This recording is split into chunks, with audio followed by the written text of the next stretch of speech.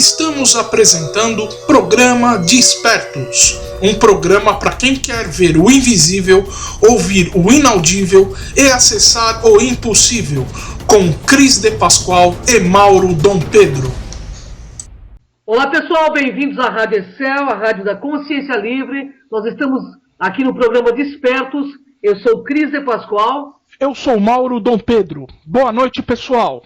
Bem, pessoal, hoje o assunto é extremamente esclarecedor. Nós falaremos com Maria Carmen Pereda, MC Pereda, autora da série de livros O Sol Negro. Ela é formada em Química, é PhD em Farmacologia pela Unicamp, atuou por 25 anos na área de pesquisa científica, focada em cosméticos, farmacêutica, dermatológica e nutracêutica. Tudo bem, Maria? Oi, tudo certo com vocês? É um prazer estar aqui com você, Cris, Mauro, muito obrigada pelo convite. Nós que agradecemos, Maria. Boa noite. Boa noite. Ela é autora da série O Sol Negro, que teve o primeiro volume já lançado em maio de 2013, com o título O Sol Negro, o retorno das sociedades secretas do Vril. E o segundo a ser lançado agora, em julho de 2014, com o título O Sol Negro, a cidade secreta do Vril. Bom, Maria, por gentileza, ao que se refere à série Sol Negro? Ok, a série Sol Negro está formatada para ser uma trilogia, mas pode ser que se estenda um pouquinho devido à interação do público. Eu tive a ideia de fazer uma criação de um romance, que na verdade é uma ficção, onde se envolve um casal que se envolve com a sociedade Vril, que é uma sociedade secreta criada durante a época nazista, fazendo parte de uma ordem interna da sociedade Thule, onde eles desenvolviam a ciência e tecnologia, só que haviam duas polaridades, a polaridade positiva e a polaridade negativa, com uma visão, digamos assim, do lado negro.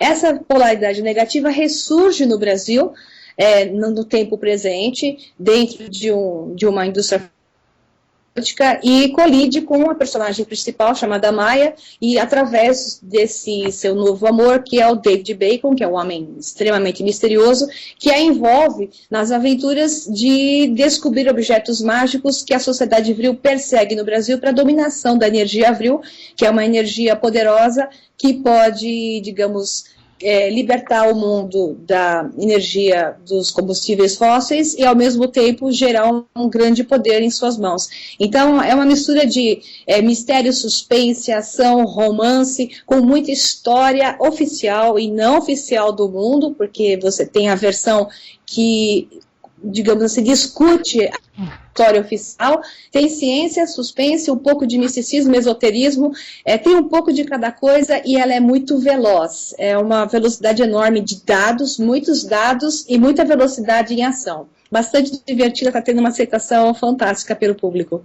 surpreendente até. Legal, legal, Maria. Maria, por gentileza, fale conosco e para todos os nossos ouvintes a respeito da origem das sociedades secretas e o que é exatamente esse tipo de organização. Ok, esse é um assunto que daria, acho que muitos capítulos de conversa entre nós, mas vamos tentar resumir um pouquinho, uma visão bem macro para vocês poderem compreender, quem estiver ouvindo e for novo no assunto. Sociedades secretas existiram desde a origem do mundo, desde que o homem se organizou em grupos, né? Então elas existem porque existe o conhecimento. A partir do momento em que inicia o conhecimento e informação, a gente sabe que informação e conhecimento é poder. E o poder tem que ser bem tratado e controlado. Alguns controlam ele para o mal, uma polaridade negativa, outros seguram e controlam esse poder com o objetivo de um bem maior, que é a polaridade positiva. Ao mesmo tempo, é um elemento de chave para manipulação, e é por isso que ele é usado na manipulação mundial da informação, contra-informação e desinformação. Para tentar, digamos, manter a informação de uma forma mais pura, se é que se pode chamar assim, historicamente surgiram essas organizações, e que são associações de iniciados que têm acesso a certos mistérios e conhecimentos que, segundo os seus membros e líderes, eles não devem ser compartilhados com outras pessoas que ainda não têm capacidade ou gradiente de compreender. Imagine você tentar ensinar A, digamos, química analítica para uma criança no ensino fundamental, não vai conseguir entender. Então, você tem que dar para as pessoas um nível de informação a que elas estão prontas no gradiente de conhecimento, em escalas, e ao mesmo tempo prontas emocionalmente e espiritualmente para receber informação. O que a gente vê muito em sociedades secretas é que muitas pessoas acabam tendo problemas emocionais, elas ficam até, digamos, problemáticas, se desestabilizando, porque elas não estão prontas para conhecer aquilo que conflita a informação que elas receberam como público geral. Então, elas têm que ser preparadas aos poucos. O próprio Jesus disse, não se deve dar pérolas aos porcos. Ele não estava julgando as pessoas de forma negativa. O que ele estava querendo dizer é que não adianta você dar muita coisa de muito valor a pessoas que ainda não estão prontas. Então, ele usava parábolas. E as parábolas eram formas de fazer as pessoas entenderem a história e procurarem o seu significado, tal qual a mitologia grega. A mitologia em si é cheia de significados, e quando você vai ver a história, você fala, nossa, que história horrível, mas por trás existe aquele significado que é uma maneira da pessoa cognitivamente compreender. Nas sociedades secretas a coisa não é assim tão simples, ela é mais direta e as pessoas são preparadas para isso. Então a pergunta que responde a questão é, deve a informação ser dada a todos? Ou de qualquer forma, e a qualquer hora, sem filtros, sem controle, que as pessoas sempre reclamam, assim, eu vejo na internet, elas dizem, por que a gente não está sabendo disso? Por que não falam para a gente sobre os extraterrestres? Imagina se hoje descesse aqui uma informação de que os extraterrestres existem, sem preparar a população para isso de uma forma chocante. Os que não estão preparados iam sair se matando os outros, achando que o vizinho era um extraterrestre. Então, toda a informação ela tem que ser dada em gradientes, para que as pessoas sejam preparadas. É por isso que existe um dos motivos da existência das sociedades secretas. Daí que surgiram os sacerdotes, ou os keepers, como se fala em inglês, os mantenedores, os que mantinham e controlavam as informações. Olha aí só que interessante, hein, Maria? É uma maneira de você entender como a coisa foi evoluindo. Então, a origem dessas ordens secretas, vamos tentar um pouco no tempo, é bastante bonita a parte da Pérsia, no Oriente, por isso que para a maçonaria eles falam muito do Oriente, o Oriente como uma coisa importante, porque a origem desse conhecimento, dessas informações, foi principalmente pela Pérsia, os Magi, né? Daí que vem magic, a palavra magia, queira ou não, esse conhecimento antigo era uma mistura de, não havia o que se chamava ciência, era um conhecimento místico, esotérico, e que, ao mesmo tempo, era, sim, uma ciência, porque você podia comprovar e repetir aquele procedimento e gerar aquele resultado. Para que a gente possa entender ainda mais essas origens, vale a gente examinar as raízes antigas da Roma, da Grécia, do Egito, né, que era muito versado nisso. Nas civilizações antigas e durante a Idade Média, surgiram diversas sociedades secretas que estavam querendo salvar a destruição do conhecimento, que foi infelizmente feito pela Igreja Católica, que destruiu informações que, se não fossem essas sociedades secretas guardarem, e muitos disso eram até monges que guardavam essas informações, impedindo que elas fossem destruídas pela sua própria, digamos, igreja. Eles ocultavam a informação, por isso a palavra ocultista, ele tinha que ocultar os dados para que eles fossem salvos. Então as ideias... Interessante, né? Por isso que os termos, né, ocultista, por quê? Porque precisava serem ocultos. Hoje as coisas mudaram, as pessoas estão mais abertas e preparadas para a revelação desses dados e para julgar se eles são interessantes ou não.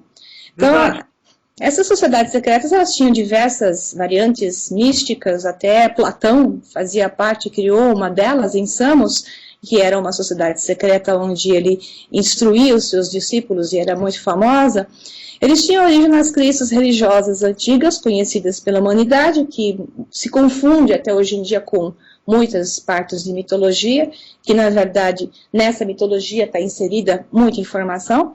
Essas crenças pagãs, principalmente, sobreviveram à destruição de religiões como a católica, e tinham muita informação, o judaísmo que foi adquirindo informação dos sumérios e de outros povos e criaram o judaísmo baseado em muita informação que eles adquiriram de povos anteriores a eles, o cristianismo e o islâmico que evoluíram em cima das informações dos outros, com certeza, adotando a sua forma externa, operando no seu interior uma tradição herética, secreta, esotérica, entre outras ordens que possam ter aparecido.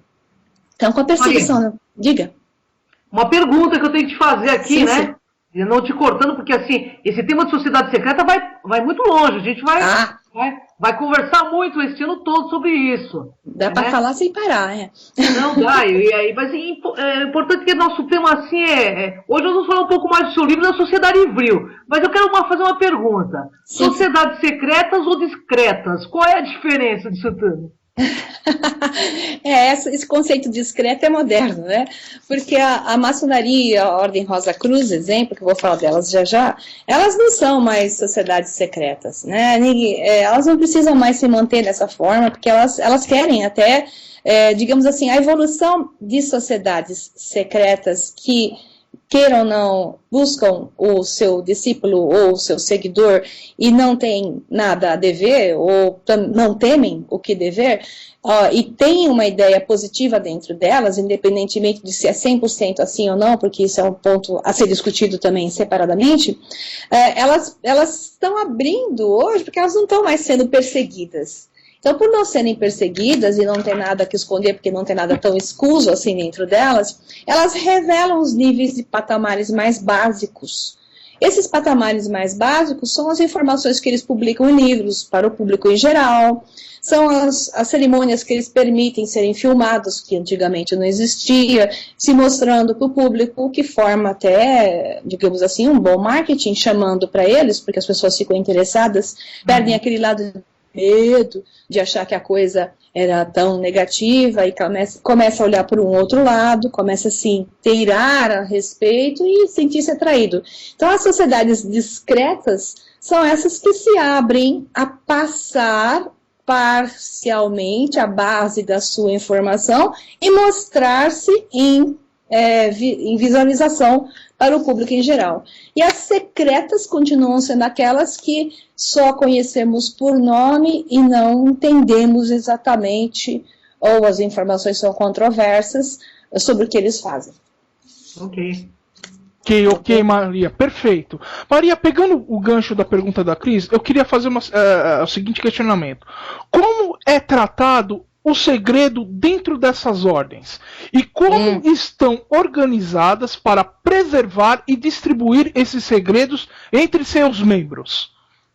Você tem as sociedades secretas por níveis de graus, digamos assim, e você tem também por níveis de círculos. Eu vou brincar um pouco com o público que estiver ouvindo, porque eles vão ficar com um nó no cérebro, mas é assim, a NASA é uma sociedade secreta, né? A NASA, aquela que faz digamos, os astronautas chegarem na Lua e mandou um rover lá para Marte, né? Então, a NASA, ela tem níveis de informação. Os funcionários que estão nos níveis mais baixos, eles não sabem o que acontece em níveis mais altos. Incluso, eles são capazes de defender e gerar uma contra-informação, ou até, como se diz em inglês, os debunkers, tentar derrubar alegações de coisas que podem estar acontecendo em círculos mais internos, em graus mais altos dentro da NASA, porque eles não sabem, e eles não acreditam que aconteça, porque no mundo que eles veem, lá no andar que eles trabalham, nas pesquisas que eles fazem, o foco é e dentro de uma mesma pesquisa, de um mesmo tema, existem outros pesquisadores que ele nunca cruzou num corredor, que olham aquele mesmo tema com outros olhos, com outros dados que nunca chegarão nas mãos desse primeiro pesquisador. Então, esses níveis de acesso à informação que ocorrem na NASA, né, e a NASA é uma sociedade secreta que a gente brinca, porque parte dela é privada, parte não, e tem um mundo maçônico bastante influenciado lá. Pode ver que os primeiros astronautas, quando a gente ficava sabendo mais constantemente no passado, até Apolo 14, Apolo 11, Apolo 14, você tem maçons do grau 33, rito escocês, sendo os primeiros astronautas a descer na Lua e fazendo até cerimônias típicas, levando as suas bandeirinhas maçônicas para a Lua. Então, o que acontece é que existem grupos dentro desse tipo de sociedade secreta, né, que é a NASA, por exemplo, que não se declara como uma, mas ela atua como tal, mantendo o grau de sigilo e reserva de informação. A mesma coisa ocorre dentro de muitas outras, com nomes clássicos, tipo maçonaria, tipo Sociedade Thule, que eu vou falar dela da Segunda Guerra Mundial, que é em círculos internos, a Sociedade Vril, que é essa que eu vou mencionar, que tem a ver com o meu livro, que já era, sim, um círculo interno da Sociedade Thule, e ninguém acessava a Sociedade Vril se não fosse ascendendo pela Sociedade Thule, devido ao grau de importância de seus dados. Então, essa é uma forma de tratar e manter, digamos, aqueles que são iniciados, preparando-os e observando-os, para ver aqueles que têm condição de entrar nesses níveis mais altos ou que têm condições de serem convidados para os círculos internos. Isso é muito comum nas ordens mágicas. Nós vamos falar também de ordens mágicas. Essas ordens mágicas, o mago é convidado para o círculo interno, se ele demonstra, digamos, características específicas para poder entrar nesse círculo onde o conhecimento é maior. Tem que ter uma pauta exclusiva, hein, Maria? Tem que deixar para depois. Tem que ser uma pauta exclusiva para falar sobre isso. Agora, Maria, quem foi Francis Bacon e qual o seu grau de ligação nas sociedades secretas? Então, Francis Bacon é um personagem extremamente atraente, poucas pessoas conhecem, a não ser ligados mesmo a ordens de sociedades secretas ou sociedades discretas, né? Francis Bacon foi o primeiro Visconde de Alban, também conhecido como o Lord Chanceler da Inglaterra. Ele foi muito importante. Ele ocupou vários cargos depois da Elizabeth I, que faleceu, o James I, e dentro do trabalho dele, fora o trabalho político, ele lidava com um grupo que, o termo em inglês, seria o grupo do Lords of the Helmet. Eles tinham um grupo que eram lords, como se fossem os templários, os cavaleiros do capacete, Knights of the Helmet, era o termo. Eram pessoas que eram de faculdade, eles tinham um nível alto de conhecimento e trabalhavam na área de literatura. Incluso esse grupo que o Francis Bacon liderou, eles trabalhavam na área da ciência e trabalhavam na área da escrita. E graças ao trabalho deles, eles reformaram a língua inglesa. Na época, não havia uma língua inglesa oficial e foi oficializada, incluso a primeira Bíblia, que é a Bíblia dos James I, foi a Bíblia de St. James, foi publicada na Inglaterra. Então, eles publicaram muitos livros. Mas a parte interessante de Francis Bacon é que ele era maçom e ele era o grau mais alto da Rosa Cruz, Ordem Rosa Cruz. E sempre nessa época, século XV, século XVI, que tem o momento que explodiram as sociedades secretas, evoluíram como um todo, se desenvolveram muitas delas, se formataram, porque a perseguição, digamos, diminuiu e foi um momento áureo onde elas puderam se refazer, parar de se esconder e começar a aparecer, mesmo que na forma de sociedades secretas. Francis Bacon liderou a sociedade secreta da Rosa Cruz e ao mesmo tempo liderou esse grupo do Knights of the Helmet para desenvolvimento do conhecimento da escrita e de obras que foram publicadas. Agora, aí entra a teoria de conspiração, atribuindo ao Bacon, Francis Bacon, e ao próprio grupo dos cavaleiros do capacete, Knights of the Helmet, a autoria de vários escritores, como é o caso do William Shakespeare. As obras de Shakespeare teriam saído da mão de Francis Bacon e de alguns desses escritores, incluso a obra de Fausto, do Christopher Marlowe. Porque Que interessante, hein? Porque o Christopher Marlowe, ele nunca escreveu nada, embora ele tivesse uma formação muito boa, né, em Oxford, Cambridge, uma coisa assim. O que acontece com o Marlowe é que ele era um espião. Ele trabalhava como espião da Rainha Elizabeth I, trabalhando sobre as ordens do seu leal homem mais importante do reino, que era o Francis Walsingham. Então, o que acontece? Dentro da sociedade secreta, havia o trabalho da espionagem, não de Francis Bacon, mas de um que recebiam um disfarce. Então, o que acontece? O Christopher Marlowe, do Fausto, famosa obra do Fausto, ele recebia um disfarce de escritor. E como disfarce de escritor, ele acessava reis, ele acessava pessoas, digamos, de lideranças importantes, nobres, né, que o recebiam, porque ele era o grande escritor de Fausto e outras obras. E, na verdade, eram esse grupo, liderado por Francis Bacon, que sempre trabalhou na sua forma de conspiração, vamos entender até que de certa forma positiva, por causa dos efeitos positivos que ele gerou no mundo, né? E Bacon é um dos grandes influenciadores do movimento dos Founding Fathers, os pais, digamos, fundadores dos Estados Unidos da América, e um dos que criaram o conceito da nova ordem mundial, que aí é um ponto que a gente fica um pouco confuso com Francis Bacon, na dualidade. Toda a ordem secreta, toda a sociedade secreta vai te deixar confusa, inclusive esses personagens, sobre qual é a polaridade positiva e qual é a polaridade negativa. No caso de Francis Bacon, até hoje, eu não consegui entender direito, porque ele foi da Inglaterra, um dos que mais empurraram para a América ser desenvolvida, colonizada e se tornar, digamos, a Nova Atlântida. Inclusive, ele escreveu uma obra chamada Nova Atlântida, né, e ele é um dos que criaram o termo Novo Ordem Seclorum, que é o termo da nova ordem mundial. Então, Maria, pegando esse assunto super interessante, queria fazer uma pergunta relativa a uma das grandes sociedades secretas que estão envolvidas, inclusive, com teorias conspiratórias, né? Ok. Vamos lá. Qual é a origem dos Illuminati e sua influência até hoje? Pois é.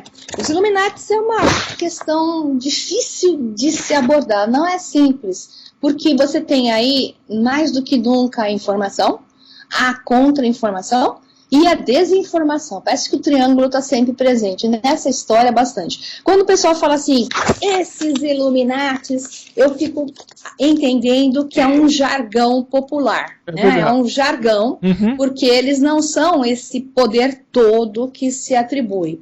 Então, primeiro entender historicamente. Historicamente, assim, o inspirador da ordem Illuminati, que não era bem a intenção dele, né, era o Hassan Sabbah, que é um líder, digamos, aspas, meio religioso, meio sectarista ali, que seguia os preceitos de um lado mais radical do islamismo, e ele tomava as rédeas por si mesmo. Então, ele, digamos assim, era um lado meio xiita do islamismo, né? Ele criou uma ordem secreta no castelo, na fortaleza de Alamut, no alto de uma montanha na Pérsia, da onde ele criava e pegava crianças que ficavam abandonadas e as criava. Isso seria no filme O Príncipe da Pérsia, que tem um pouco da informação de Alamut, e mais distorcida, porque ali Alamut não tem nada a ver com a história do Hassan Sabbah, mas a história do Hassan Sabbah era, ele pegava aquelas crianças da rua, abandonadas, as criava para serem os seus soldados. Então, esses soldados faziam, digamos, a justiça pelas próprias mãos. Por isso, eles foram chamados de os assassinos, né? Mas, na verdade, a palavra persa é assas, que significa fundamentos da fé islâmica. Então, eles foram chamados de assassins, que é aqueles que seguem a fé islâmica, né? E foi confundido com o termo até de hashish, né? Hashashins, em que fazem uma confusão, mas na verdade a fonte da origem da palavra assassinos é por causa das ações que eles faziam, tomando a justiça pelas próprias mãos. O povo os temia, mas eles eram entendidos como justiceiros porque eles matavam os políticos corruptos e por aí vai, dependendo do ponto de vista, o que é o bem e o que é o mal. Então, na época da Baviera, já no século XVI, você tem a origem do iluminismo, o iluminismo estava com tudo, e um jovem que foi, digamos assim, ensinado pelos jesuítas. As ordens jesuíticas sempre foram conspiratórias e sempre se enfiaram em todas as sociedades secretas possíveis e imagináveis, parte como aliados e parte como associados, né? Os jesuítas sempre foram conspiradores do mundo e acredito continuem por aí até hoje, mas é uma sociedade secreta. Essa parte as pessoas não sabem. É a ordem interna jesuítica. É verdade. Depois nós vamos querer falar sobre isso com você, sobre os jesuítas, mas não nessa parte. Maria tem muito conhecimento, vocês estão vendo, né, pessoal? É um poço de conhecimento e vai ajudar a gente a esclarecer muitos pontos aí que são confusos sobre as sociedades secretas. Maria, desculpa te cortar, mas assim, eu já vou fazer mais uma pergunta e a gente vai encerrar esse programa e vamos para o próximo programa, porque... A gente tem que terminar um pouquinho a parte do Illuminati, se você me permitir, ou é só a história do Adam Weishaupt.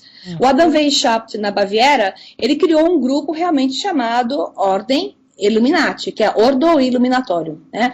Essa ordem seguia os preceitos do Hassan Sabbah, ou seja, criar a justiça pelas próprias mãos, até que eles foram dissolvidos depois de muito tempo e terem, digamos, em vários países suas infiltrações. Sumiram depois do século XVII, XVIII, e o que aconteceu é que o nome continuou e algumas ordens separadas, pequenas de expressão, acabaram surgindo com um perfil até maçônico, de configuração de graus e tudo mais, de 13 graus e aí vai. Então, o que se chama de Illuminati hoje, não tem essa força que é atribuído a eles no jargão popular. Bom, a Maria dá uma aula, né, de história, de conhecimento aqui, né? Maria, claro que a gente vai muito mais profundamente, porque você vai estar fazendo pauta com a gente este ano que vem. Agora me responda, assim, bem claramente, rapidamente, porque a gente está nos nossos momentos finais. Quais são as ordens no centro das fortes teorias conspiratórias? Bom, você tem grupos, né? Digamos que pode ser ordens ou grupos. Os Bilderbergers, que são os mais famosos, né, ou não famosos, que são totalmente secretos, desconhecidos, que se reuniram pela primeira vez no Hotel Bilderberg, onde você tinha seres da nobreza, líderes mundiais, banqueiros, digamos assim, os donos do mundo. E, teoricamente, eles se reúnem uma vez por ano, isso é a teoria conspiratória, para poder decidir para onde vai, que país sobe, que país desce, quem fica, quem vai, como fica a economia mundial, como vai ficar a bolsa, que bolsa vai quebrar, que bolsa vai andar. Então, eles decidem, né, em função de benefícios e malefícios, o que vai acontecer no mundo. Esse é um grupo muito importante, são os Bilderbergers. Esses que eu chamo que deveriam ser chamados pelo jargão mundial típico esses Illuminatis, né? De outra forma, você tem a Trilateral Commission, que esse pessoal está ligado a grandes, foi criado pelos Rockefellers, isso, está ligado a grandes empresários mundiais que também decidem muitas coisas em subníveis, mas vão ter que decidir baseado provavelmente no que é o programa dos Bilderbergers. Existem outras ordens que estão circulando por aí, que são teorias conspiratórias. Você tem também influências maçônicas de grupos diversos. Você tem o Skull and Bones, que é aquela da caveira, né? A cabeça de Skull, que é como é que chama em português? Skull? É a cabeça da caveira, né? Caveira e ossos, né? Acho que é Skull and Bones, né? Isso, Skull and Bones. Né? Como fala Skull em português? Pois é. É a caveira, né? A cabeça da caveira. E com os ossos cruzados, que é de Yale, a Universidade de Yale, da onde geralmente saem os presidentes norte-americanos. Então, ali, nessa ordem secreta, dentro da Universidade de Yale, são doutrinados e iniciados em cerimônias nada menos do que bastante macabras, os futuros presidentes dos Estados Unidos, futuros líderes que vão, digamos, dominar a economia americana, pelo menos. Então, esses grupos são bastante relevantes e importantes. Você tem de lá os Bush, né? A família Bush é Skull and Bones, Bill Clinton é Skull and Bones, e vários presidentes, digamos assim. Estranho, né? É assim, se a teoria não está certa, e isso é só uma desinformação e teoria da conspiração, não deixa de ser deveras esquisito. Com certeza. Bom, Mauro, vá para a última pergunta e a gente vai ter que encerrar, né? Porque nós estamos nos nossos momentos finais aqui. Sem dúvida. Infelizmente, estamos chegando nos momentos finais. Maria, por gentileza, fale-nos das sociedades secretas da Alemanha nazista. Sociedade Thule, Sociedade Vril e a Ordem do Sol Negro. A Sociedade Vril era interessantíssima. Ela foi criada por um grupo de místicos esotéricos que vieram de várias sociedades secretas mágicas, por sinal, não só, mas várias mágicas, que é uma delas que acabou virando a própria Golden Dawn, a própria, digamos, sacerdotisa principal, que é a Maria Orsic. Ela é uma médium espetacular, que conseguia canalizar, segundo ela, o que conta a história, em estados expandidos de consciência. Existe alterar de consciência, estado expandido de consciência. Em estado extremamente expandido de consciência, ela acessava um nível de consciência que ela chamava de seres de Aldebaran. Então, a estrela de Aldebaran é a estrela alfa da constelação de Touro. A estrela alfa é a maior estrela. Então, nessa estrela, ela dizia que haviam planetas habitáveis onde havia uma civilização que já esteve no planeta Terra no passado e que originou a civilização suméria. Então, o tempo disso, mais ou menos, seria, temporalmente, em torno de 5.000 a 3.000 anos antes de Cristo, onde eles estiveram lá e deram à civilização assíria, suméria, a informação e o conhecimento que eles tinham. Então, eles se foram da Terra, deixaram os sumérios se desenvolverem naturalmente, e ela acessava esse nível de consciência e veio o conceito da energia vril. Então, pode ver que nas tábuas sumérias, as tabuinhas de barro, você tem a descrição da energia que permeia o universo, chamada de Vril-Ya. Esse Vril-Ya é a energia vril, que é a própria Maria Orsic e suas médiuns sacerdotisas. Elas transcreviam informações constantes da antiga língua acadiana, que é a língua precursora da língua suméria.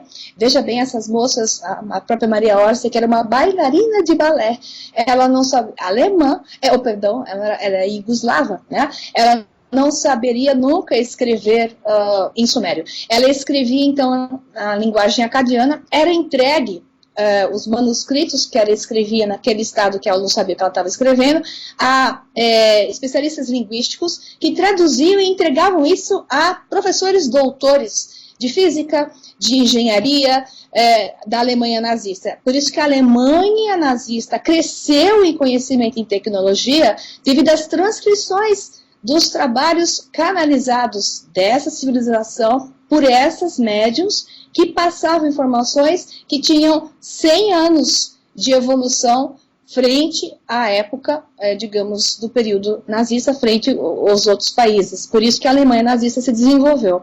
E a energia vril é a energia que permeia o universo, hoje chamada de campo de Higgs, que da onde vem a partícula, que é a partícula de Deus, né, que caiu aí agora em famosa, porque conseguiram provar a existência da partícula de Deus. O professor Higgs ganhou o prêmio Nobel de Física, enfim, e ele diz que é a partícula fundamental que vem da energia primordial e se forma ganhando a massa primordial e particulando na forma de uma partícula essencial. Então, esse conhecimento já pertencia à Alemanha nazista, graças à Sociedade Vril. De forma bem resumida é isso, mas tem muito mais. Se você me der mais tempo, depois na próxima eu amplio mais, junto com a Sociedade Thule, e falo o que deu com tudo isso. Bom, Maria Pereda, gratidão estar com você, gratidão, Mauro Dom Pedro, uma honra estar com você. E é claro que a gente vai buscar muito mais conhecimento com você sobre essas sociedades e sobre o que é o Vril também, né?